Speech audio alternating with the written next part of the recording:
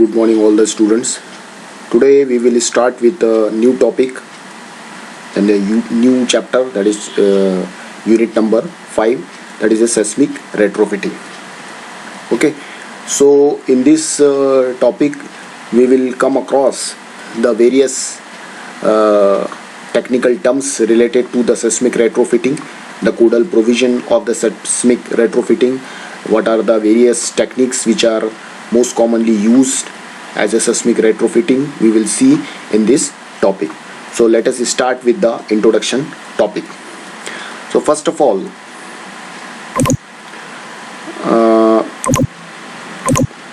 basically from this unit, that is unit number 5, the two questions may be asked, okay, and each of questions will carry around 6 marks, okay, and you have to solve for the one. So earthquake creates a great devastations in terms of life, money and failure of the structures. Earthquake mitigations is an important field of the study from the long time. So seismic retrofitting is a collection of mitigations techniques for the earthquake engineering. So it is the utmost importance for the historical moment area prone to the severe earthquake and tall and expensive structures. So this is the definition. It is the modification of the existing structures. Okay, so this is the important part. It is the modifications. What we have to do, we have to work on the existing structure only. It is nothing but a modification in the existing structure, not to construct a new part. Okay, so this is the most important part. So it is the modification of the existing structure to make them more resistant to the seismic activities, ground motion, soil failure due to the earthquake. So the retrofitting techniques are also applicable for the other natural hazards such as tropical cyclones, tornadoes and severe winds from the thunderstorms. Okay, so what are the basic needs of the retrofittings? There are the two circumstances. First is earthquake damages to the buildings that we are going to study in this slide. Then earthquake vulnerable buildings with no exposure to the severe earthquakes. Then the next is the objectives. So first is the public safety. The goal is to protect the human life and ensuring the structure not to collapse upon its occupants or passerby, that the structure can safely exist. Then under the severe seismic conditions, the structure may be total economics write-off or required tear down and replacement. Structure serviceability. The goal is the structure while remaining safe for the exit and may require the extensive repairs, not the replacement, and therefore it is generally useful or considered as a safe for occupation. So this is a typically the lowest level of the retrofitting applied to the bridges. Then the structural functionality. Primary structure under damage and the structure is undiminished in the utility of its primary applications. Then the structure is unaffected. So this level of retrofitting is preferred for the historic structure of the high cultural significance. Then the next is the need of the retrofitting. Okay, so building has to be designed according to the seismic code 1893 that we have already seen, but the code has been upgraded in later year. So the building design is to meet the modern seismic codes, but the deficiency exists in the design or in constructions. As we know that during the construction phase itself there are lots of error, human error may occur, okay, sorry, because of the manual error, because of the human error. So this may affect the structural configuration of the building. Then the essential building must be strengthened like hospital, historical monument and architectural building. Then important buildings whose service are assumed to be essential after an earthquake like hospitals. Then the building which has use of which change through the year, and the building that expanded, renovated or rebuilt. So these are some of the needs of retrofitting in the existing buildings. Then problems faced by the structural engineers. So what are the problems that we will focus? First is lack of standard of retrofitting methods. Then the effectiveness of each methods depending upon the parameters like structures, types of structure, material condition and amount. So these are the some of the various factors which affect the designer. Then next is the basic concept. The aim is at CEB 1997, it is already given. Upgradation of the lateral strength of the structure, increase the ductility of the structure, okay, then increase the strength and ductility. So these are the some of the basic objective and concept of the retrofitting. Then philosophy of the design, earthquake designs, okay. Then we have already seen this, so we can skip this part. Then we will directly shift to the classification of the retrofit. So this question is always asked in your examination. What are the different techniques of retrofitting? Explain any one or two in details. So basically retrofitting can be divided into two major classification. First is global, second is local. So at global level it can be divided into a number of parts. First is adding shear wall, then adding infill wall, adding brace wall, adding wing wall thickening, mass reductions, base isolation and mass damper.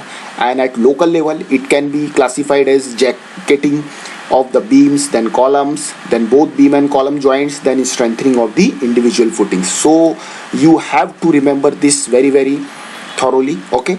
Any one or two applications or types may be asked in your examination, so you have to explain point by point with the neat sketch, okay. So let us see step by step. So some of the conventional approaches. First is adding new shear wall. So as shown on the screen, this is a existing structure, okay. So here the shear wall is there, okay. So frequently used for the retrofitting of non-ductile reinforced concrete buildings. The added element can be either cast in situ or cast in place or precast. The newly element preferably be the place at the exterior of the buildings, not preferred to the interior of the building of the structures, or avoid the interior modeling. So this is the adding of the shear wall. One can add this shear wall in the existing structure, okay. Then adding the steel bracing, and it is also an effective solution with large opening. Then the potential advantage like high strength and stiffness, natural light, amount of work is less, foundation cost may be minimum. Then add much or less weight with the existing structure. Then adding shear walls to the bracing. So these are the comparative graph. One can see that if you plot the graph between the lateral drift, percentage of drift versus lateral forces, so we can easily see that monolithic wall will gives you the lateral force is a higher range, okay. Then post cast wall we can give this, okay. Then this concrete blocks is there, steel bracing is there, precast panel is there, this is the original frame is there, okay. So we can directly see that with the effect of adding of this techniques of our seismic retrofitting, we can minimize our lateral force, okay, and we can increase our percentage of the drift. Then the next is the adding of steel braces. So some of the example is like this RC building is having, so we can apply this. If you see this plan, adding this steel bracing in elevations as a diagonal bracing can be provided, okay. Then next is some of the conventional approach like a jacketing. So these are comes under the local retrofitting techniques. So most popular method like steel jacketing we can provide, reinforced concrete can be provided, fiber reinforced polymers. So what are the applications? It increase the concrete confinement, then increase the shear strength of this structure, then increase the flexural strength. So this is the example.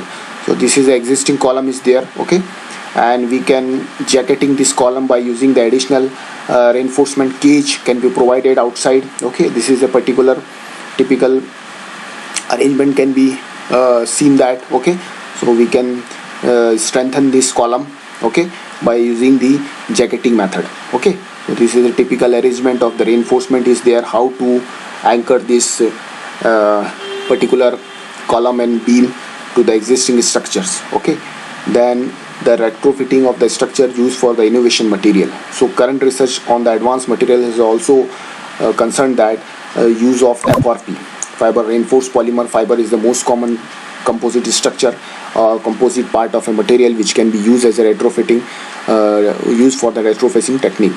Then studies have also shown that the externally bonded FRP composite can also be applied to the various structures, methods, members, and which is having a column, beam and slab, and also improve the structural performance like stiffness, load carrying capacity and the ductility. Okay, so FRP can also be an alternate solution, okay, as a retrofitting materials. Then effectiveness of FRPC as a retrofitting material. So if you see that this is a 3D model of the building, it is modeled in one of the software called ETAB. Okay, then this is the stress level is given. If you model this structure in a particular software, and if you required to obtain the particular forces in the form of like wall stresses, so this is a stress level is given. Okay, this is a wall stress before retrofitting, this is after installation of steel windows, and it is a FRP retrofitting. So you can easily see that how the effect of this high level stress can be reduced by using the installation of the steel window or FRP material. Okay, so as these material are added, so the effect of these stresses in the peripheral and interior wall can be easily minimized. Okay, then these are the some of the method we can use for the seismic retrofitting. So this type of numerical this type of theoretical question is applicable in your university examinations. Okay, and you can attempt this numerical in this theory questions, and with the help of some suitable diagram. Okay, so we will see the more type of this theoretical aspect of the retrofitting and some of the codal provisions of the retrofitting in our next lecture. Okay, so thank you very much for your kind attention. Thank you.